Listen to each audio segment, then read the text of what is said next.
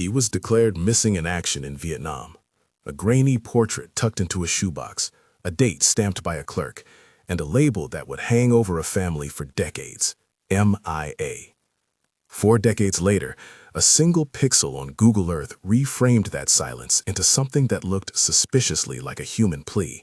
SOS, cut into a small clearing, visible only from thousands of feet above. What happens when the past raises its hand from the surface of the Earth and demands to be seen? That question is what pulled me into this case. The photograph we first received shows a young man in uniform, dark hair combed back, a tentative smile that is more habit than ease. The image was passed along by his sister, who kept it folded between pages of the Bible after the telegram arrived. Records list his status as missing in action following an operation in a region identified in declassified unit movement logs as indefinido. Family memory and official forms disagree on the exact date. Where names and precise unit details are required, I will mark them indefinido until confirmed. For the household that held that portrait, the label MIA did real work. It steadied grief into a procedural shape. It deferred impossible answers to the authority of archives. And it left open the possibility, however faint, that there could still be an ending. Decades of mail to agencies, letters to elected officials, appeals to veterans groups, and late-night phone calls to other families in the region became the architecture of that hope. When answers did not come, the architecture weathered into routine. A holiday at a set table with an empty chair, a flag folded and kept, a child's question met with whatever the adult could bear to repeat. But this story is not just about a missing man. It's about the map of institutional response to disappearance, the ways record-keeping, bureaucracy, and memory interact across generations, and the manner in which a new layer of technology, satellites, commercial imagery, and public tools like Google Earth can create new evidence or raise new questions. It began publicly, like many such searches, with a tip that landed in my inbox at an unusual hour. The sender was a researcher who asked that her name be withheld until she had spoken with the family and with the proper authorities. I will refer to her as the investigator. She wrote that while scanning historical satellite imagery of a region associated with several Vietnam-era missing cases, she encountered in the shifting palette of canopy and clearing an arrangement of lighter ground that, when zoomed and rotated, spelled out 3 characters: SOS. The mark was large enough to read at the scale of an aerial photograph, but too small to read from ground-level photographs taken decades earlier by routine military flights, if such photographs exist at all. She attached a screenshot. The image was pixelated, long strips where vegetation had been cleared, soil exposed in a tone different from the surrounding jungle, erosional lines etching the light. On one slope, the letters stood out in stark contrast as negative space against a darker background. They were crude but unmistakable. The investigator has circled the mark and placed a scale bar from the imagery provider to show that each letter corresponded to several meters across. Her note was careful. Preliminary observation only, further verification required. What followed was the methodical, sometimes frustrating work that defines long-term open-file investigations. It is a ritual of small, exacting tasks, the kind of work that is invisible in the more dramatic headlines about discoveries. It is also the place where caution must be sustained. Aerial imagery can deceive. Shadows, patterns of clearing for agriculture, fire scars, and river bends have all been mistaken for deliberate signs. When a family has lived with ambiguous absence for 30, 40, 50 years, the temptation to resolve that ambiguity on the basis of a single image is real and painful. Professional discipline in such a case looks like deliberate slowness. But let us step back and set the scene properly. He was last seen, according to fragmentary unit logs and the testimony of a veteran interviewed for this story who asked to remain unnamed, in the vicinity of Indefinido. Contemporary reports at the time, archived press releases, and a handful of redacted documents reference an operation in that general area where patrols, helicopter insertions, and occasional ground skirmishes were recorded. An official notation listing him as unaccounted for appears in the transfer paperwork that the family later obtained through an archived review request. The item is stamped and cataloged, but not narrative. There is, in short, procedural acknowledgement of his disappearance, but no definitive resolution recorded in public files. For specific document titles, dates, and file numbers, those remain indefinito, pending archival verification. Family recollections fill the human gaps that the official forms leave vacant. His sister, who is now in her 70s, describes the immediate aftermath, a telegram, an explanation that government protocol required the designation MIA when bodies could not be accounted for, and a letter from a case officer offering whatever assistance could be offered. She recalls nights of sorting through rationed information and mornings spent saving every scrap of correspondence about the file. Those memories are consistent with dozens of other family histories and MIA cases we have examined. The emotional architecture is often the same: small, official courtesies that cannot substitute for concrete answers, and a civil process that can seem humane and bureaucratic at once. For decades, the file was alive in a bureaucratic sense. It received periodic reviews, was assigned to case officers, and occasionally was reactivated as new leads, often inconclusive, emerged. For the family, however, periodic reviews meant intermittent hope, followed by the slow recognition of a system stretched thin. Files go cold for practical reasons. Records may be incomplete. Witnesses die or lose contact. Physical sites change beyond recognition, and the resources to conduct new ground operations in a foreign country are limited and tightly controlled. The institutional machinery that can recover remains is not indifferent but constrained. This is the context in which the investigators' midnight discovery acquired its gravity. Public satellite services have democratized access to overhead imagery. Anyone with patience, an interest in a patch of land, and a computer can assemble temporal layers of landscape change. For MIA families and independent researchers, that access can be both empowering and precarious. It allows new eyes to re-examine places once thought inaccessible. It also invites interpretation by people who may lack the training or legal authority to pursue what they find on the ground. Responsible investigators know that digitized evidence is only the beginning. After the screenshot arrived, I spoke with the investigator at length. She described the sequence in a way that kept returning to the same idea: scale matters. From the altitude of a satellite, human gestures can become legible. From the ground, they are often ordinary disturbances. She had been scanning a grid of terrain associated with several MIA cases after following a lead from an independent archivist who had cross-referenced declassified flight logs with modern satellite coverage. At first glance, the lighter patches looked like remnants of old roads or fire breaks. But when she toggled the historical imagery function and scrubbing back through time, the same arrangement appeared, unchanged, in images dating back as far as the archive allowed.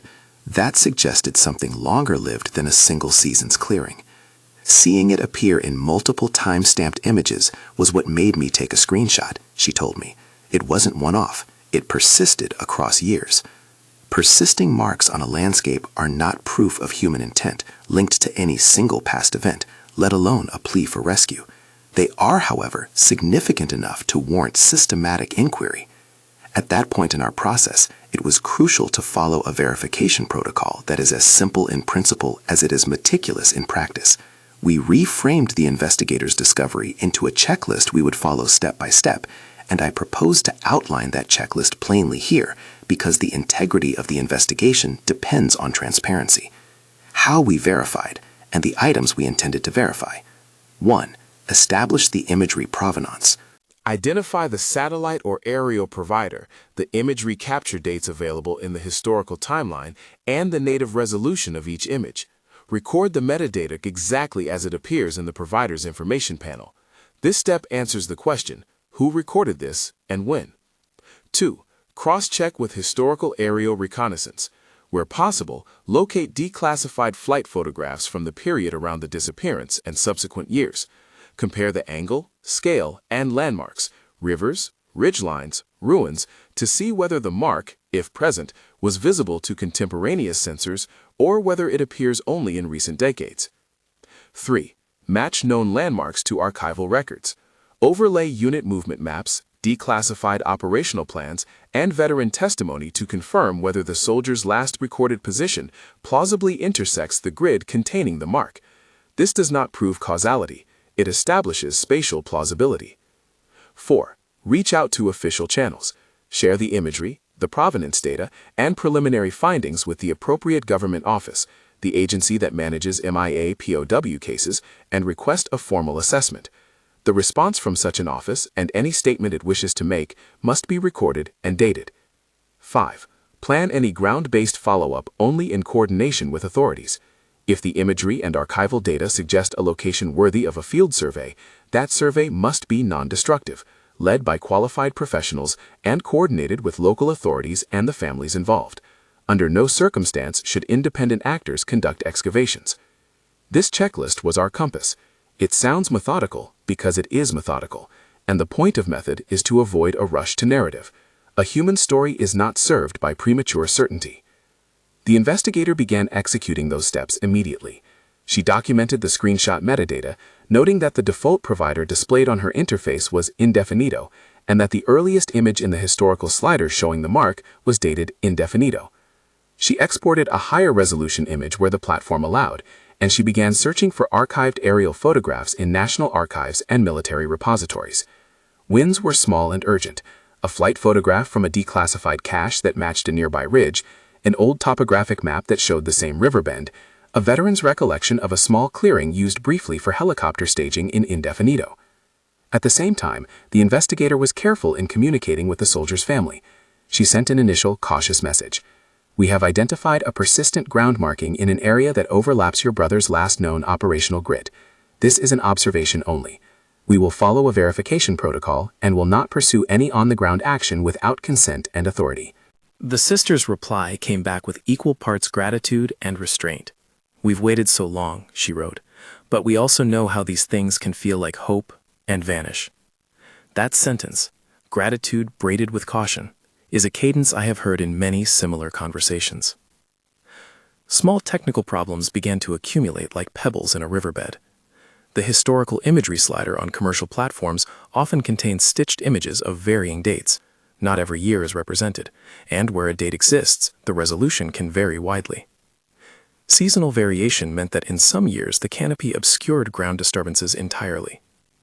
Vegetation regrowth can mask signs of human clearing within a single season in tropical environments. The mark we were examining appeared in images spaced irregularly over decades. Some images showed it more clearly than others. Determining the earliest appearance of the mark would therefore be contingent on locating imagery with both adequate resolution and an unbroken visual line to the site. We encountered another, more human obstacle: conflicting eyewitness accounts. The veteran I mentioned earlier suggested that the area had been intermittently used by local villagers for shifting cultivation after the conflict, which could account for long-lived patterns on the ground. A local historian, reached through a contacts network assembled by the investigator, suggested that during a period in the 1970s, a government-led program cleared strips of forest for cartography and navigation. Photographs from that program, if they could be found, might explain the pattern. Each plausible alternative needed to be weighed carefully against the possibility that the clearing was an intentionally arranged sign. Yet the specificity of the ground pattern resisted easy dismissal. The letters were shaped not as rectangular patches, but as negative spaces carved into an otherwise consistent canopy, an arrangement that, when rotated and viewed at scale, read as a deliberate sequence. When the investigator overlaid a rough scale based on the satellite's metadata, each letter covered an area several meters across, far larger than a single man could produce in a few hours, but not implausible for a group or for repeated efforts over time. That raised another question: who would have had motive to create such a signal? There are historical precedents where troops isolated in remote areas carved large signals visible from the air to attract the attention of passing aircraft. In wartime, SOS signs cut into beaches or clearings have been used to communicate distress. But motive cannot be assumed. A large clearing could be agricultural, ceremonial, or industrial. The point of the verification chain is to move from visual impression to evidentiary plausibility. We also had to consider the ethics of disclosure. Publishing an image with an unverified potential association to a missing person risks reopening grief without offering answers. It can also invite curiosity-fueled intrusions that jeopardize a site. For that reason, the investigator and I agreed on a communication plan. The family would be informed before any public mention. Any outreach to local partners would be made in coordination with officials, and coordinates would not be published until the relevant authorities had been consulted and had permitted disclosure. Micro-hooks threaded the way we worked, small narrative beats that kept the investigation anchored in human consequence. What did the sister do when she saw the screenshot? She sat in her kitchen for a long time, the investigator later recounted, hands stilling on the photo in her phone. Would this change anything? She texted the family group with 3 words. Look at this. Messages came back quick and restrained. Prayers, a crossed heart emoji, an old family joke in the form of a shorthand reference to his laugh. They did not ask for immediate action. They asked for care. As we moved from imagery to archives, certain documents emerged that were promising but incomplete. Declassified unit logs referenced a ground contact in a grid that overlapped our area, but the entry was terse and redacted for operational security. A medical evacuation log listed aircraft sorties in the region, but not the passengers. A map from the period, likely a field sketch, marked a clearing near a drainage line, but did not annotate purpose. Each document offered a thread. None of them constituted a rope strong enough to haul the entire truth ashore. When I reviewed the images with the investigator in person, she projected the satellite view onto a wall and walked me through the metadata. I noticed things that the small screenshots hide. The letters appeared in slightly different tonalities across images from different years, suggesting that regrowth and weathering had changed their appearance. In one image, a shadow bisected the center of the S. In another, the O looked more like a ring, because underbrush had partially regrown. These small variations were critical for the forensic reading of the landscape. They suggested a sequence: a clearing at one moment, partial regrowth later, a reclearing perhaps, or a persistence through drought. Understanding that sequence could tell us whether the mark was contemporaneous with the disappearance or a later phenomenon. We also talked to an archaeologist with experience in non-invasive remote sensing of conflict landscapes. She emphasized that scale and context are everything. A sign that looks like SOS from orbit can be intentional, she said, but what you're seeing in satellite imagery could equally be a combination of soil exposures, termite activity, or the footprint of small-scale logging. She recommended micro-level remote sensing, multispectral or near-infrared imagery that can detect subtle differences in vegetation health as a way to distinguish anthropogenic clearing from natural variation. The problem. Such imagery may not be available historically for a specific site, or it may be commercially costly to acquire. At the end of the first week of active inquiry, our state of knowledge could be summarized as follows. There exists a persistent ground marking visible in multiple satellite images that, when read at scale, appears to form the letters SOS. The marking lies within a terrain grid that overlaps the last known operational area of a soldier listed as missing in action in official records. The earliest appearance of the marking in widely available imagery is indefinito. Higher resolution historical imagery providers and military aerial photos may push that date earlier or later. Eyewitness and local histories provide competing explanations for ground clearing in the area, including shifting cultivation and official clearance programs. We had notified the family and were preparing to share our findings with the relevant government agency. Pending their assessment, no ground action would be pursued. At this point, it is worth noting a procedural and ethical boundary we respected.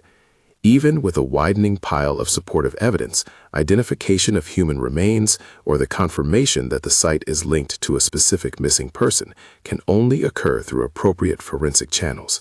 That means excavation overseen by qualified teams, laboratory analysis, and chain of custody procedures that culminate in an official pronouncement. In short, the satellite image can reopen a file. It cannot close it. But the simple fact that a mark had been observed, documented, and cross-referenced with archival materials was enough to change the case's procedural status. An MIA file that had for years been a quiet sequence of reviews and no further action notes had been activated by a new visual lead. That change has practical consequences. It motivates renewed archival requests. It opens the possibility of official field surveys. And perhaps most importantly for the family, it reopens the emotional ledger. When we called the family to tell them that we had shared the imagery with a government office and requested an official evaluation, the voice on the other end was small but steady. "We don't want to get our hopes too high," the sister said, "but I can't say I don't feel something right now." She asked whether anyone would be able to see the site from the ground without disturbing it. We explained that non-invasive surveys, if authorized, could use ground-penetrating radar and surface reconnaissance to look for anomalies before any excavation. We told them that any such survey would require coordination with both the agency and with local authorities. In the meantime, the investigator pursued additional remote lines of inquiry. She contacted a small network of regional historians and an NGO that maintains an archive of post-conflict aerial surveys. One contact sent a scanned set of images from an old aerial survey that had been digitized. In those images, certain lines in the landscape were visible but not clearly legible as letters. Another contact provided a declassified operational summary that mentioned an isolated element of the unit working in the region at roughly the same time. Each document shifted probabilities a little, some supportive, some neutral, but none eliminated alternative explanations. This is the point at which narrative temptation is strongest. A reader or viewer naturally wants to place the portrait and the SOS in direct causal relation. A man disappears. A plea is carved into the earth. The plea is his final message. That symmetry is seductive, and it is the easiest route to storytelling closure. But as investigators, we must resist the seduction. The evidence we had at the end of this initial stretch supported an active inquiry, not a definitive history. What the imagery did, immediately and undeniably, was restore an object to the family's attention. For the investigator, that object became a focal point for a careful, replicable chain of documentation. For the family, it became a reason to renew contact with archives and officials they had not spoken to in years. For the MIA file, it meant a concrete lead that could be tested through specific steps. There were moral intricacies in that renewal. Some families prefer the shelter of unresolved absence over the reopening of old wounds. For them, certainty may mean the end of a memory ritual. Other families prefer any chance at resolution. The investigator had taken pains to ask the family how they wanted to proceed. Their answer, a desire for careful, official investigation, guided our next moves. As our first block of inquiry drew to a close, several tasks remained urgent and unresolved. We needed to obtain higher resolution, time-stamped imagery from commercial providers, and to get access to any declassified aerial photography around the candidate dates. We needed authoritative statements from the agency responsible for MIA cases, statements that would either corroborate the existence of a new lead or place it in a different context. We needed corroborating testimony from veterans and local residents in the area. Above all, we needed to avoid telling a story that had not yet passed the threshold of verification. So we paused to gather and to prepare. Formal requests were drafted to imagery providers. FOIA-style archival requests were submitted to relevant repositories, and a courteous, documented message was sent to the government office overseeing MIA cases, including the imagery and a brief protocol summary with a request for assessment. We awaited their response. The next phase, field verification, multispectral analysis, and formal agency assessment, had not yet begun. What we had achieved in this early stretch was to turn an observation into an investigation, to move a pixel from being an anonymous aberration on a map into being a documented lead attached to a living file and a living family. That in itself is a form of attention that matters. And yet, even as we prepared for the verification steps that would test the image, the human dimension remained the story's true axis. The small rituals of memory, the portrait in the shoebox, the folded flag in a drawer, the sister's quiet phone calls, all took on new shape with the possibility that a place on a map might hold answers. Technology had not solved anything. It had supplied a new way to ask questions.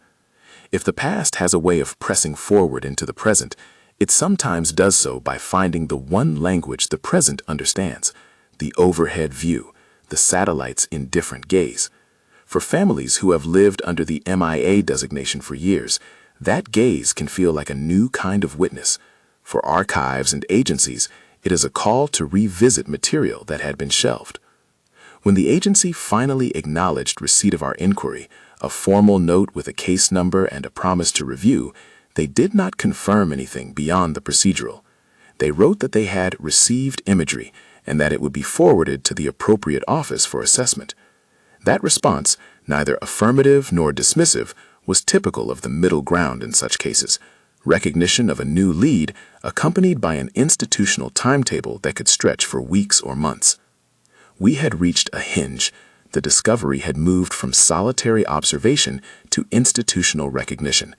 The next steps would test whether the mark on the Earth was a palimpsest of wartime action, a later human intervention, or a natural phenomenon misread through the vertical gaze of satellites.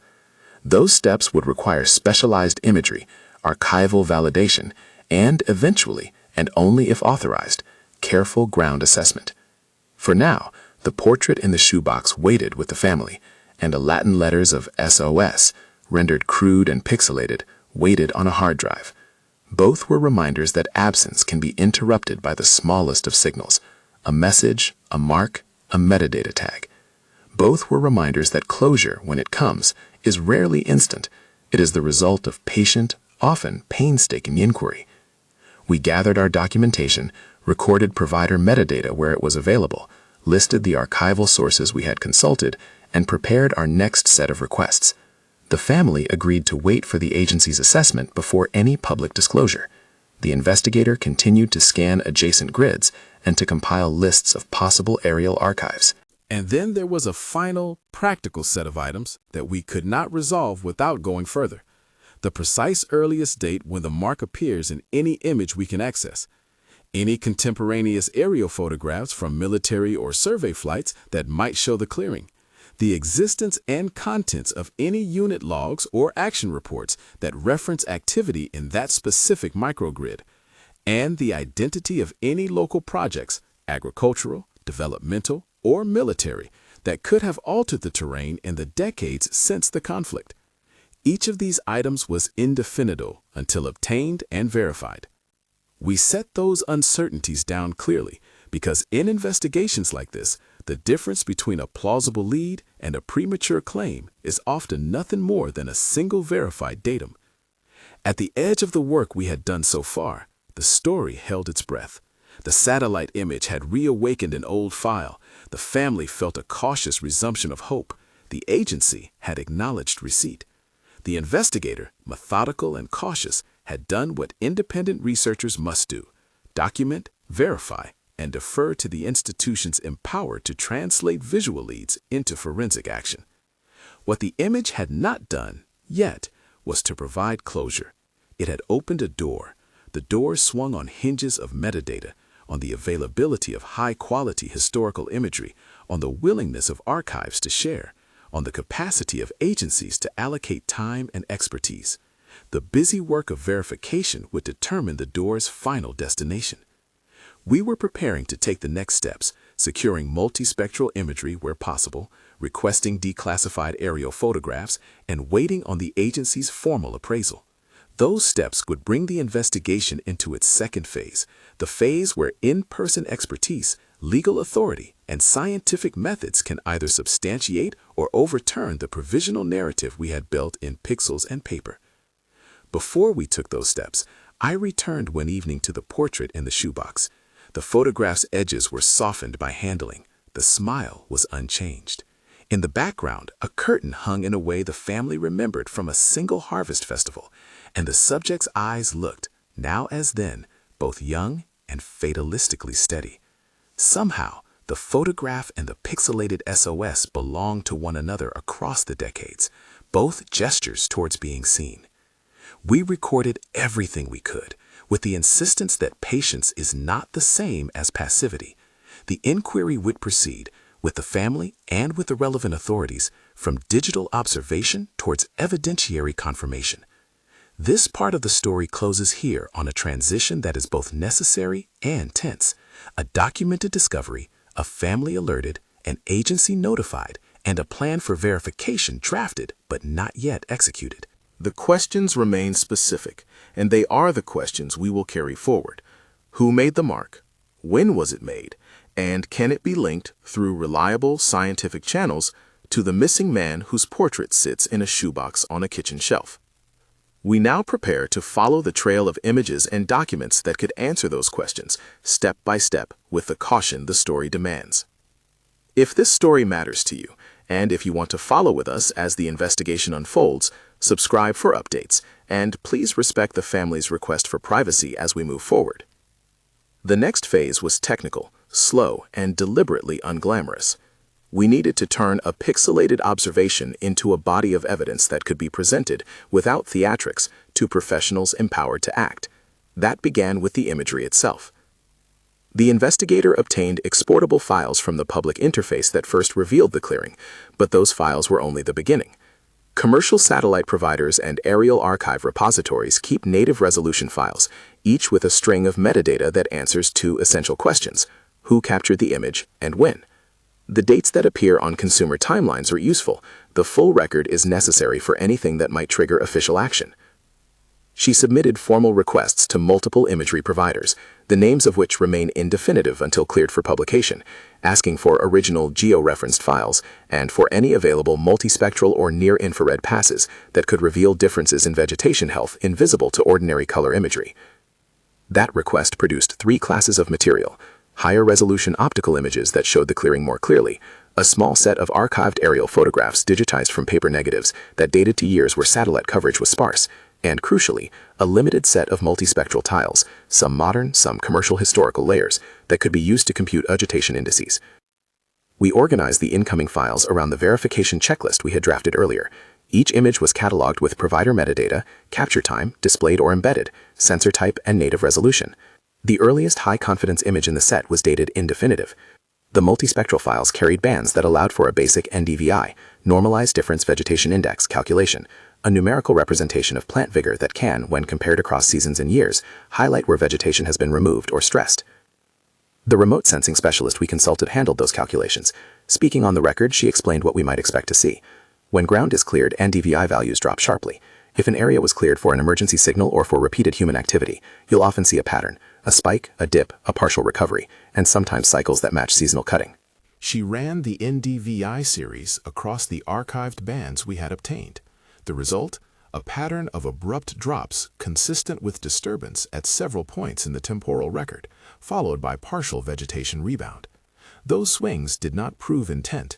They demonstrated that the ground in that location had changed in ways not wholly consistent with undisturbed primary forest. At the same time, we continued the painstaking search through declassified aerial archives. An archivist in HENDEE located and scanned a set of flight photographs taken in the years after the conflict. Those images were not the clean, high-resolution orthophotos used for modern mapping. They were analog photographs shot obliquely from low-flying aircraft and cataloged in sheets and boxes. When overlaid on our geo-referenced satellite base, the old photos matched ridgelines, drainage patterns, and a ruined structure close by, landmarks that allowed us to anchor the clearing in space across decades. In a handful of those hard-to-read images, linear scars in the canopy and a pale patch near the drainage line appeared where the modern satellite letters are now most distinct. The images were grainy and ambiguous. They were, however, another point of contact between past observation and present interpretation. Equally important was the overlay of operational maps and unit movement logs. On a scanned field map from a unit's declassified movement summary, published as an appendix in a later archive release, a faint note, redacted in places, marked a track near the drainage. The redactions denied us operational detail, but the map's toponymy matched family recollections of the general landscape: a river bend, 2 ridges forming a corridor, a small clearing used intermittently. Those contextual matches do not constitute identification. What they do is narrow the field of plausibility. With these technical items assembled, our next obligation was institutional: share the data with the authority responsible for accounting for missing service members. We transmitted the geo-referenced imagery, the multispectral analysis, the scanned aerial photographs, and a compact report of our findings and methods. The agency acknowledged receipt and logged the submission under an internal case number. In their acknowledgement, they described the material as new visual evidence requiring technical review.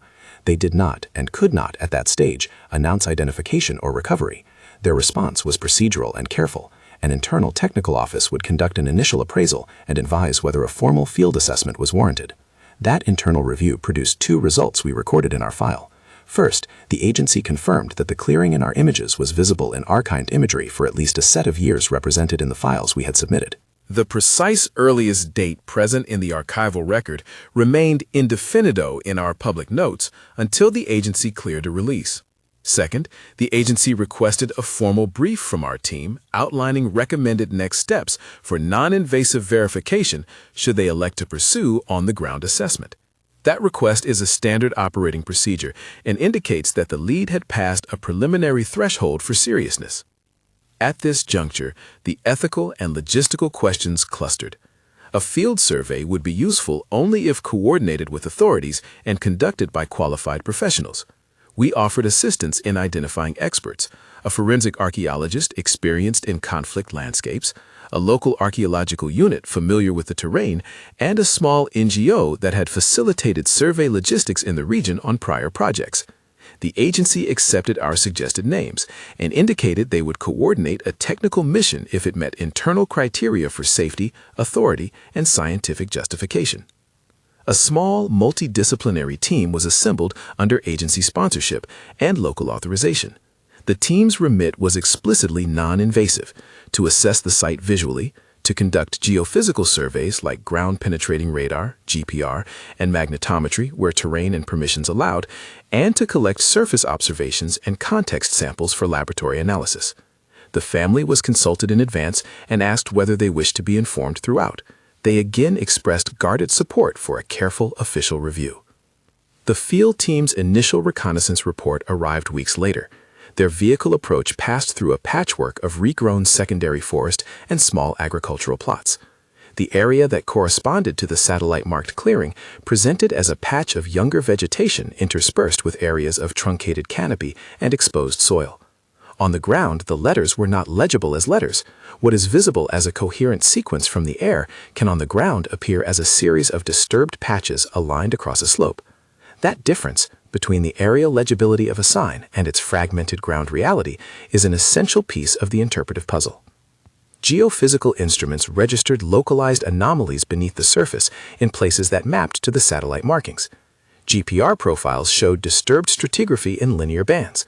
Magnetometry sweeps returned readings consistent with metal fragments or fired residues at several shallow points. The team stressed that such anomalies are non-diagnostic. They can indicate buried objects ranging from contemporary agricultural debris to old metal fragments to, in some cases, culturally relevant artifacts. The team collected no intrusive samples without explicit archaeological permission and emphasized that the anomalies required laboratory analysis, chain of custody documentation, and, if warranted, a formally sanctioned excavation. Surface inspection turned up a small number of corroded metal fragments, tantalizing in the way any artifact can be tantalizing.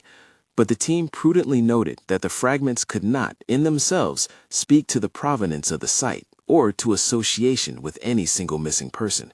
They were cataloged, photographed, and sealed for analysis.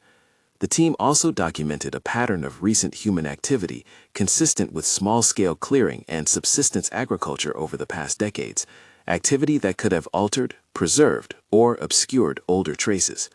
All of this was reported back to the agency with accompanying photographic evidence, instrument logs, and a recommendation to proceed, if the agency deemed it necessary and feasible, to a carefully managed forensic excavation under the direction of a certified forensic team. That recommendation is the hinge on which many similar cases rest. Without permission, legal authority, and a demonstrable forensic need, excavation cannot occur. The agency's public statement, issued in response to queries from us and from family contacts, was measured. In language that tracked institutionally appropriate caution, they acknowledged that imagery and preliminary fieldwork had produced a potentially significant lead and confirmed that analytical steps were ongoing to determine temporal correlation and causal linkages. They announced nothing beyond that: no confirmation, no identification, no timetable for additional fieldwork. For investigative purposes, that measured statement was the substantive development we have been waiting for, an institutional recognition that the case had crossed from theoretical observation into operational consideration. From the family's perspective, the scientific contours of the process receded into the shape of a simpler question: did the agency now consider this lead worthy of pursuit? The answer, insofar as the agency's internal deliberations allowed, was yes, conditionally. That conditionality defined the new emotional landscape for the family: caution, a reopening of hope, and the reorganization of memory around the prospect of answers. I sat with the sister again, some weeks after the field team's visit. She brought the portrait from the shoebox and a cup of tea. She had watched the grainy footage we shared of the team walking through a ring of young trees, and she had seen the instrument logs that suggested subsurface anomalies. Her voice, when she spoke, was steady but spare. "I don't want to mistake motion for meaning," she said, "but it feels like someone finally looked where we thought to look." She asked practical questions. "If they find something, how long before it's confirmed? Will we be told?"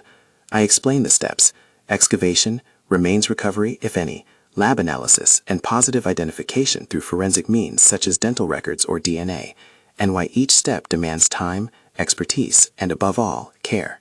The investigator and I kept a parallel, public-facing thread of explanation, designed to make the verification process legible without compromising sensitive details.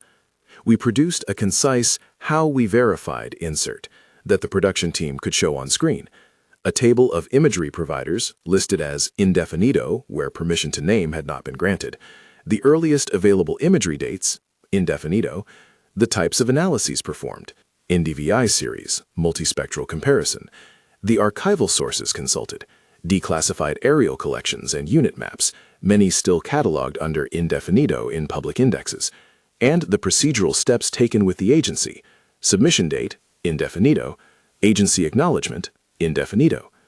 That insert was not intended to theatricalize the work. It was designed to show that each conclusion rested on a chain of documented steps rather than on intuition. Even as the technical work progressed, the story acquired a public afterlife. Other families with MIA cases began to contact the investigator, asking whether similar satellite searches could be conducted for their missing relatives. We referred them to the same cautionary frame we had used from the first.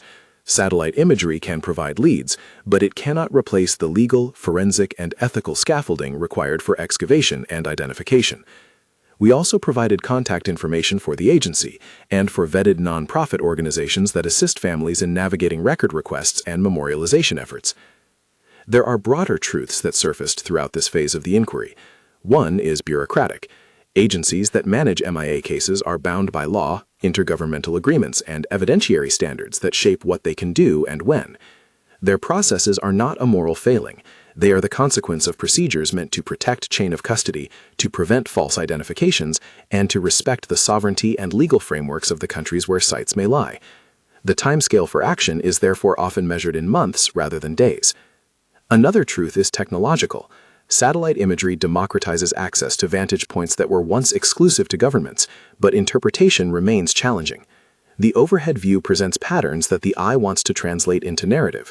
That translation is not always warranted. Images accumulate. Context and corroboration are the way from pixel to proof. A third truth is human. When a file that meant so much silence becomes active, grief does not simply resolve. The family in this story experienced a complicated mixture of relief and anxiety. Reopening a case can mean confronting new paperwork, answering reporters, and sometimes reliving difficult histories. For some families, not knowing was a way of preserving an emotional space. For others, resolution was the imperative. Respecting varied emotional choices is part of responsible reporting and of ethical investigation. Our work continued. Laboratory analysis of the small metal fragments recovered during the surface inspection returned results that were equally cautious. The alloys and corrosion patterns suggested age consistent with mid-20th century manufacture, but the fragments themselves were not conclusively military in origin. The geophysical anomalies remained anomalies, suggestive of disturbance, not definitive proof of human remains. The multispectral series continued to show periodic NDVI depressions in the same locale, implying episodes of clearing or stress across multiple years. Months after the initial screenshot, the agency issued a second statement. It acknowledged the field team's non-invasive findings and confirmed that a technical board had recommended further archival research and additional targeted geophysics in adjacent microgrids. The board explicitly stated that no conclusive association to a particular missing service member has been established, and that any excavation would proceed only under established forensic protocols and with family consultation.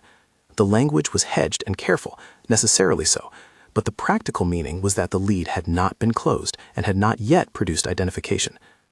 What this sequence accomplished, tangibly, was to reopen institutional attention and to catalyze a set of archival polls and technical passes that had not been undertaken in years. For the family, the practical benefit was the conversion of abstract possibility into an active file with a timetable and with professional attention. For the investigation, the benefit was cumulative. Each layer of evidence, satellite NDVI swings, archival flight photographs, ground geophysics, and material fragments, added texture to the case. Each layer fell short of definitive proof, and yet together they formed a pattern that institutions could now justify spending resources to examine. Two ethical conversations unfolded alongside the technical work. One concerned disclosure. How much should be released publicly at each stage? Too early, and we risked creating false hope or inviting intrusive actors. Too late, and families might feel excluded from the story of their own loved ones. We adopted a policy: release only what the family authorized for public view, and when in doubt, defer to the family's expressed wishes. The other conversation concerned the democratization of satellite search.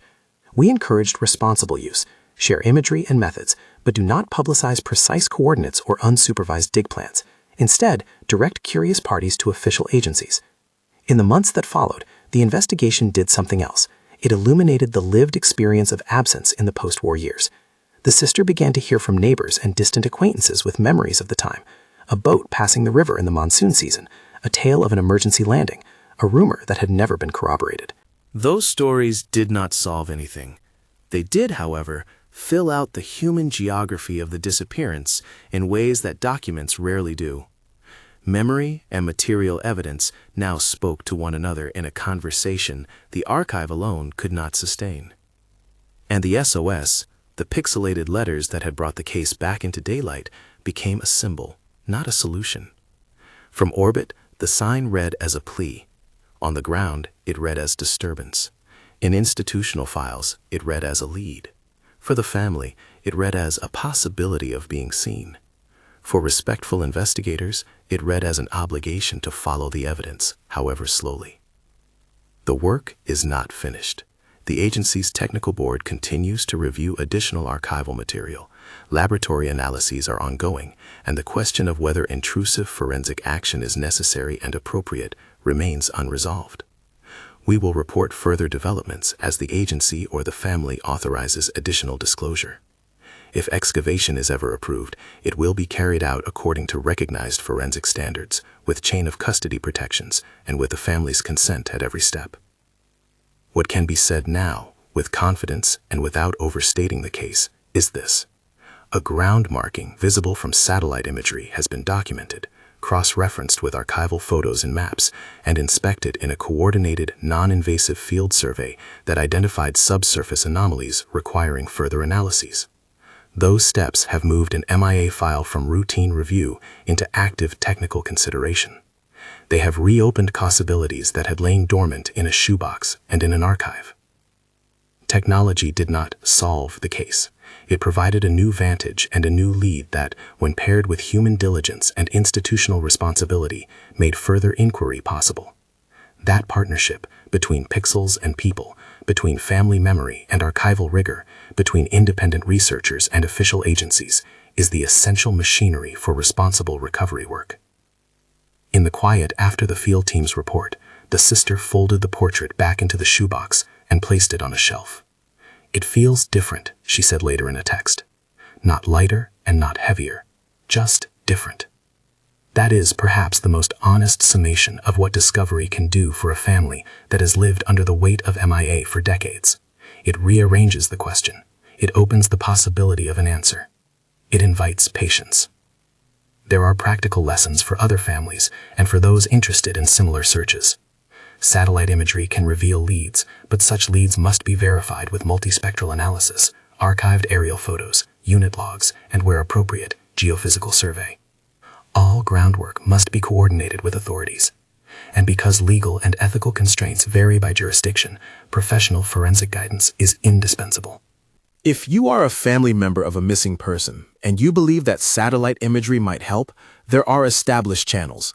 Submit evidence to the agency responsible for MIA cases. Work with vetted forensic archaeologists, and insist on transparency and family involvement at every stage. For anyone with verified information about this case, please contact the official agency listed in the description. Do not attempt independent interventions. 40 years after a photograph was placed in a shoebox and a clerical stamp labeled a life MIA, a modern tool raised a question that had long been silent. That question has moved from a pixel to a file, and from a file to a field survey that respected process and sought truth. Whether that path ultimately yields the kind of closure the family hopes for depends on a chain of rigorous science, institutional will, and good faith between all parties. This, for now, the evidence allows. A careful advance from observation to analysis to institutional assessment, and a reopened possibility for a family that has lived with absence for decades.